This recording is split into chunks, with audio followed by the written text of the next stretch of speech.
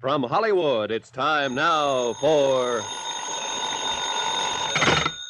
Johnny Dollar. Johnny, I was afraid you might be away for the weekend. Who's that? Byron Kay at Intercoastal Maritime and Life. Oh, hello, By. How are things in Boston? In Boston, fine. In Cod Harbor, terrible. Who's this? Meg McCarthy, who runs an eating place there at the harbor. Murder, mayhem, arson, or what? Right now, it's or what. But if you don't do something, and fast, it may be all three. Can you come over and see me? Now, By? I know it's Saturday afternoon, Johnny, but this needs fast action. Will you? By? Goodbye. No, By. Listen, you... Dollar, you're a sucker.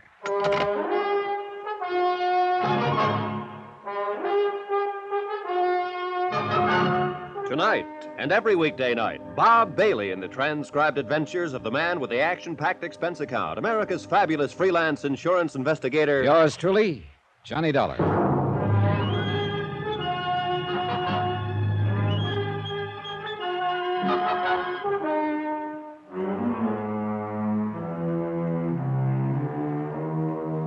Expense account submitted by Special Investigator Johnny Dollar, location Cod Harbor, Massachusetts.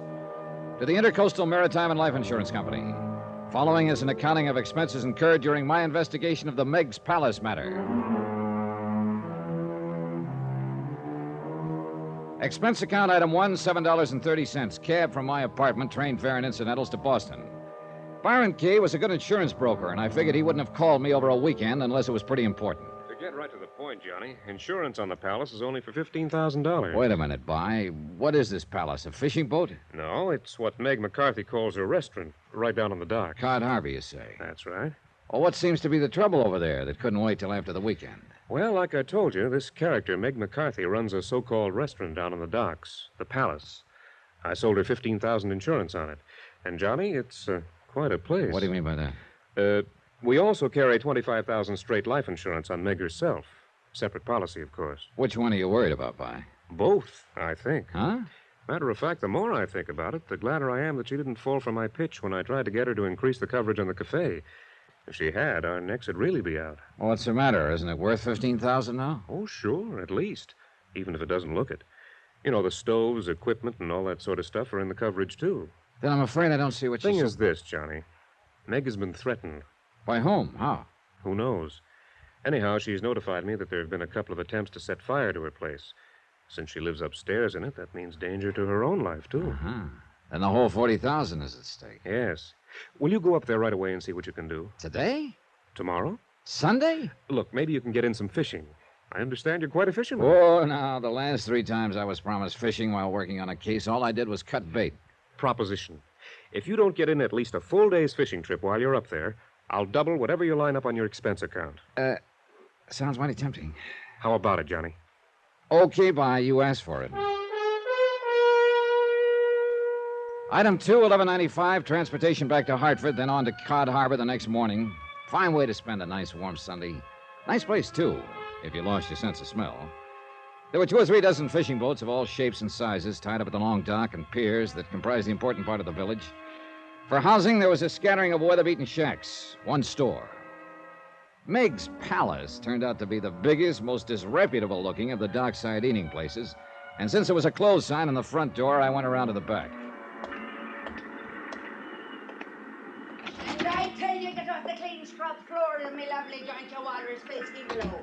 I'm What? sick and tired of looking at that No, whole... look here, Meg. I just come back to apologize for Apologize, huh? Well, the next time that mangy, scurvy crew of the Lily Ann comes in here and gets drunk and brawls and carries on and busts up me fine glassware and china, to say nothing of a couple of No, wooden Meg, chairs and a fine listen table. to me, darling. now. Don't you darling me, you pig-faced squint No, eye. Meg, put down the frying pan. Meg. No, sir, not until you get your filthy hide out of here. I'm running a respectable joint, and the likes of you and the ragtail crew of yours have got no place in it. But, What's more, and furthermore, I won't have you around. But Anyhow, I only so come get. to pay for the damage my boys did last night. Now, look here. Hey, that's a laugh. Pay for the loss of me dignity, to say nothing of me Make me trade. little buttercup, please. Now get out of here, Willie. Get out. Well, okay. Hey, here's your money, Meg. Who wants your dirty, offensible money? Get! Meg, put down the frying pan. I'll put it down, Willie boy, if you don't get out here. Oh, I'll Meg, cover your Meg, head. oh, no. Get now before I don't get Oh, out. Meg, get Get out of here, Willie. I'll clean how you step in. Come on, Willie.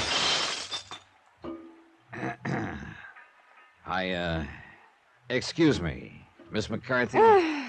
Ain't he a darling?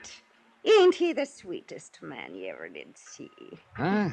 The man you just threw out of here? Not only comes in to apologize, but brings the money to pay for the damage his pranking boys done last night when they was celebrating the big catch they made. Lovely bunch of lads they are, too, every one of them. As loyal to Willie Boy. Now, who the devil are you? And what's the big idea of barging in here on a Sunday when anybody with eyes in his stupid head can see that the place is closed up? Now, Like wait a your minute. eyes so blind in your head you couldn't see the sign out front? I saw it. And sneaking in here the back way this way. Who do you think you are? Well, I wasn't now, sneaking. get out and leave a lady alone of a Sunday. Go on! Don't get tough with me, Meg McCarthy. Huh? Just put down that pot and shut up for a minute while I tell you why I'm here. Put it down. Well, shades of me dear departed overbearing husband, yes, sir. After all, I should have noticed you're a gent standing by the way you done while me and Bill was at its helter and skelter. Oh, but he is a dear one, ain't he? Yeah, well, at this point, I wouldn't know. But from what I saw a minute ago... Oh, don't let that fool you, dearie. We're in love, me and Willie boy. Ain't he a living doll? Meg. A fine, fine husband he's going to make me, too. That's why I made him the beneficiary of me life insurance policy. That's exactly what I want to talk to you about. Then go ahead and talk. What's stopping you standing there like a banty rooster that doesn't know Will you what shut up? Oh, why, of course I will, dearie. And I'm begging your humble pardon. But if there's anything I hate, it's a lily-livered man that hasn't... Meg. Yes, sir. I'm sorry. Then listen.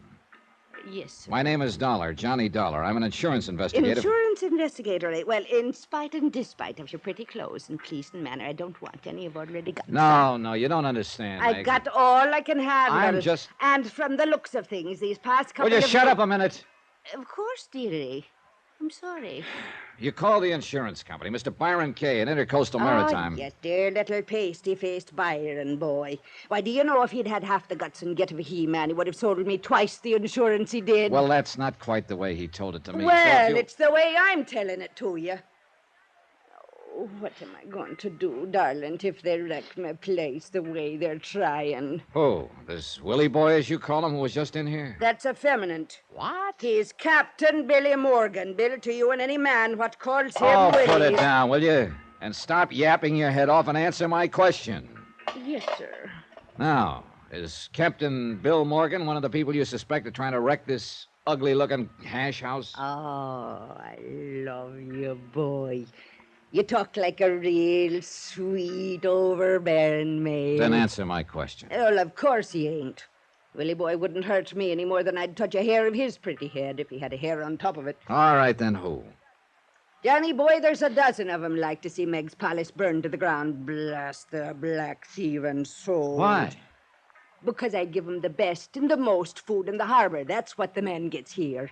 So what happens to the silver plate in Ernie's Manor House and Irving's chop suey joint? Well, I'm putting 'em out of business, that's what. So you think they're trying to put you out of business? Think it, I know it. That's why I telephoned that sniveling, lop-eared Byron Kay to send somebody down here and make 'em stop it before he had to pay off a lot of insurance on it and maybe even on me. Why else do you think? There have been some attempts to set the place on fire, I understand. Why else do you think a lady like myself would take to sleeping on the bar down here every night, getting a creak in me sacrilege? But I'm getting sick and fed up with it. Don't know that I blame you. Now, look, This will you... trying to keep awake all night every night to keep them from burning it out from under me and me with it is making a fair shadow of me for myself out of me. I'm losing me strength. But not your aim. Look, while we talk, I'll help you clear up some of this. Well, mess. the devil you will. It's not the man's job, especially since you ain't romantically inclined towards me.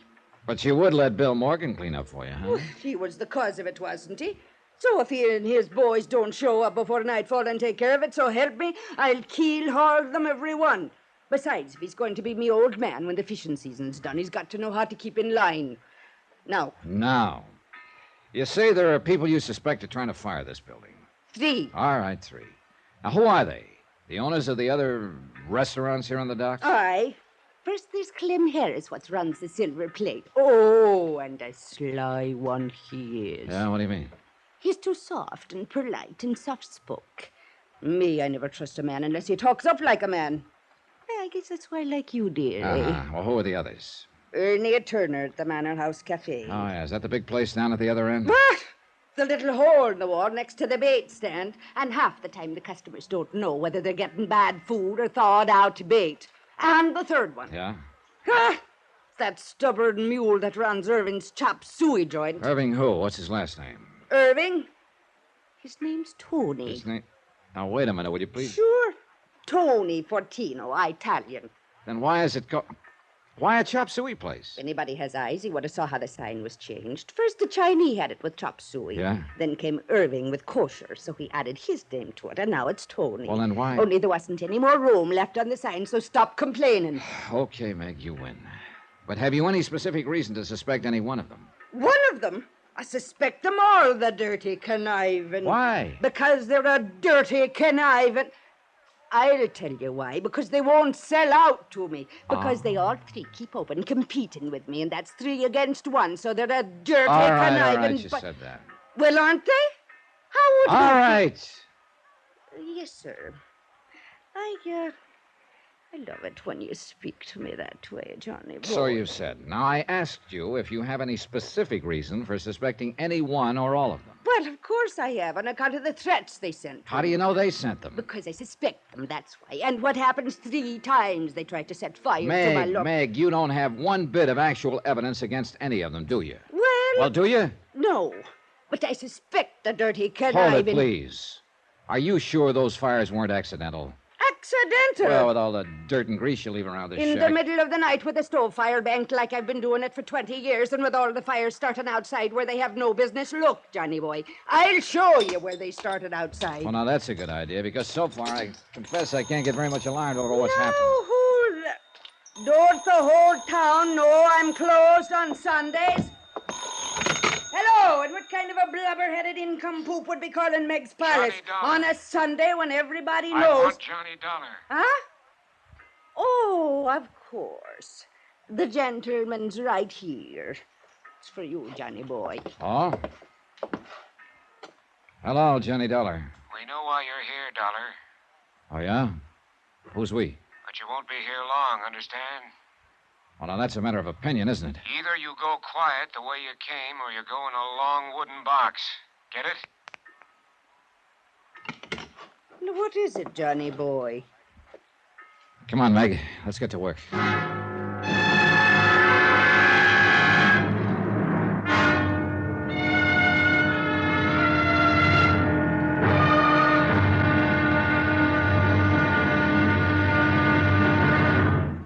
Now, here's our star to tell you about tomorrow's episode of this week's story. Tomorrow, well, they say that darkness can cover a multitude of sins. It can also cover a strong man armed with a deadly weapon. Join us, won't you? Yours truly, Johnny Dollar.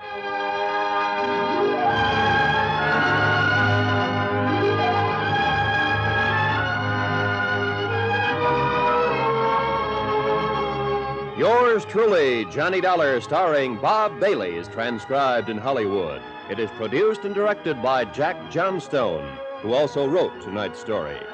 Be sure to join us tomorrow night, same time and station, for the next exciting episode of Yours truly, Johnny Dollar. Roy Rowan speaking.